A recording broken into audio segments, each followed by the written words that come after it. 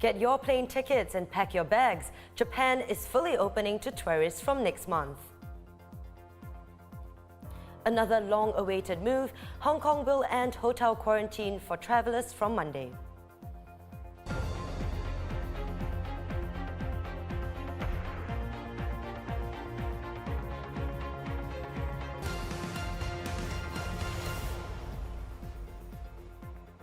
Good evening, it is September 23rd and you're watching The Big Story with me, Chao Suen. Subscribe to the Straits Times channel to stay up to date with our live news updates. Some of Singapore's favourite travel destinations in Asia will soon be so much easier to get to. So if you're craving sushi or dim sum, you're in luck. We begin tonight's show with some highly anticipated good news. Travelling to Japan is back on the cards, and if you play yours right, your trip might just be more affordable. Japan will abolish a slew of COVID border controls from October 11th. The top travel destination will allow visa-free independent tourism and abolish a daily arrival cap.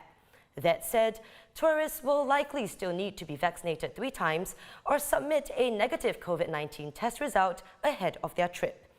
According to Japanese media, the government will also launch a nationwide travel discount program, which coupled with the weakened yen might help make that long-awaited trip just a little bit more affordable. And it seems Singaporeans are definitely excited about the news. Earlier today, ST made a quick visit to Japanese travel agency JTB at Ngee Ann City and spotted several people already waiting to inquire about holiday travel and tour packages to Japan. We also paid a visit to the money changers at Raffles Place this lunchtime. People exchanging their dollars for yen, telling us they are getting some cash before their trips, which they are really looking forward to. As for the money changers, they say business is expected to pick up as the year-end holiday approaches. Japanese is always our top-selling currency, even before pre-COVID time also. Now, still going on Japanese. Even during the lockdown, so everybody was buying Japanese yen. Before COVID, was one Sing was about 88 to 90. Now it's already reached about 101. But now it pick up, after the news, I think it pick up to 100. So that's why people are excited, and then people are buying now. Some of them buying for later use, and some of them buying for investment. They're thinking that it might pick up soon, back to old level. I think it will take about maybe 1 or 2 years. It should pick up. Once every country will open up, so the economy will be coming, more tourists will be coming in, so the economy will pick up. That's what I believe. Joining us now is ST's Japan correspondent, Walter Sim. Thanks for joining us today, Walter. So why has Japan decided to lift all restrictions, and crucially, why now? Well, from the domestic policy making point of view, Japanese Prime Minister Fumio Kishida has for several months now been championing this shift towards a living with COVID-19 situation. He's been laying the groundwork, such as by removing the requirement on local municipalities to report all COVID-19 cases to the health ministry. He's also slashed the mandatory quarantine period for all positive cases. So I think the move to reopen up the country to tourism starting October 11 is really the logical next step. So Japan has thus far, as you would know, been moving very gingerly towards this, but thus far, the moves have not really been that effective, I think. So Japan first started to allow guided tours in June, and then from 2 weeks ago, non-guided package tours began. But there really hasn't been that much of an interest, it seems, judging from tourism numbers. There hasn't been really been that many applications for visas. So beyond leisure tourism, Kishida has also come under tremendous pressure from business groups to open up for the resumption of visa-free travel. So this is really a decisive step. But that said, however, the specifics of what entails has yet to be announced. It does seem likely Japan will still require travelers to either show that they have been vaccinated 3 times or produce a negative PCR test result before they are allowed to fly. So tourism is a significant sector in Japan's economy, and the country is one of the largest markets in the sector. How are the Japanese responding to the news of the reopening? Well, a lot of Japanese, to be honest, were very much against the idea of allowing foreigners in for the longest time throughout this COVID-19 pandemic. But that said, there has been a very clear shift in public opinion that as of late.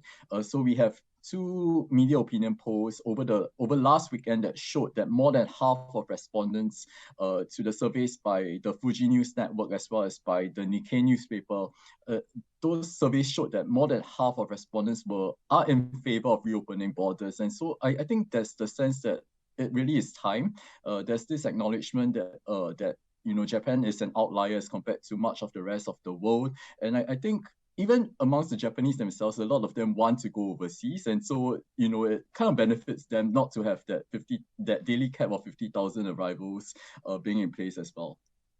And of course, Walter, what I really want to know, it's been a while and I am personally very, very excited to go back to Japan. What do you recommend? Has anything new and exciting popped up while we were gone? Oh, that's a very difficult question to answer because there are just so many new attractions that have opened or have popped up over the last 2.5 years. For one, I think Super Mario fans would love Super Nintendo World that opened at USJ, Universal Studios Japan, in Osaka last year. Looking ahead, Ghibli Park is opening in Nagoya come November. Whilst those who are interested in kind of an off-the-beaten track travel, they would appreciate the opening of the West Kyushu Shinkansen today. So elsewhere, art lovers would love the Setouchi Art Triennale that's ongoing in Western Japan. Over in Niigata Prefecture, the Echigo Tsumari Triennale is also ongoing as well. Of course, I know that there are a lot of ski and snowboard lovers who miss the powder snow of Japan and are looking forward to coming to Niseko or Nagano this winter. Oh, that sounds amazing, Walter. I am very excited to go back to Japan, especially for Super Nintendo World. That has been ST's Japan correspondent, Walter Sim. Thank you, Walter. And if you are looking for some more Japan must-sees, check out Walter's story on Autumn in Niseko, coming out this weekend. And even more good news for travelers. Hong Kong is finally ending mandatory hotel quarantine for overseas arrivals. Incoming travelers under the new plan will only be required to go through a period of home medical surveillance.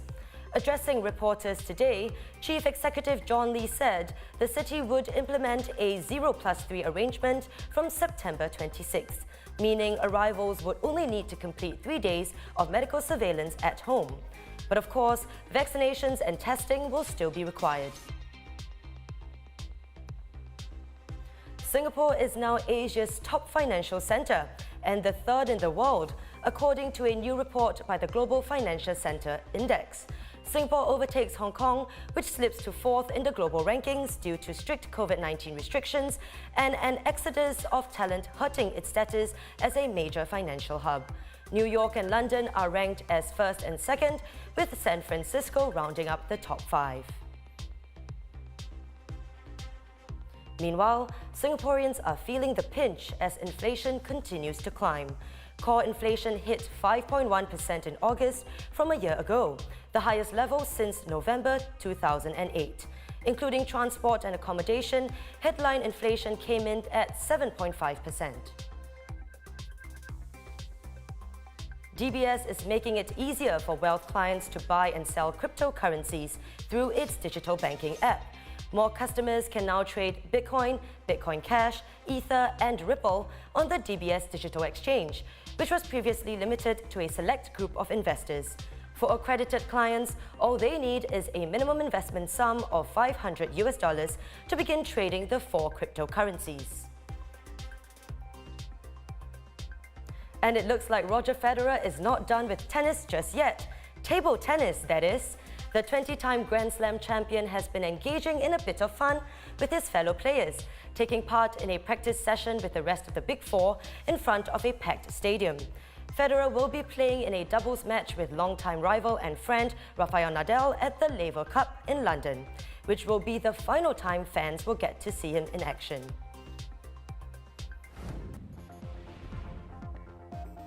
Those are our top stories. Visit straitstimes.com for more news and our YouTube channel for more videos. Subscribe by hitting the red button below. I'm Chao Suen, and I'll see you next week on The Big Story.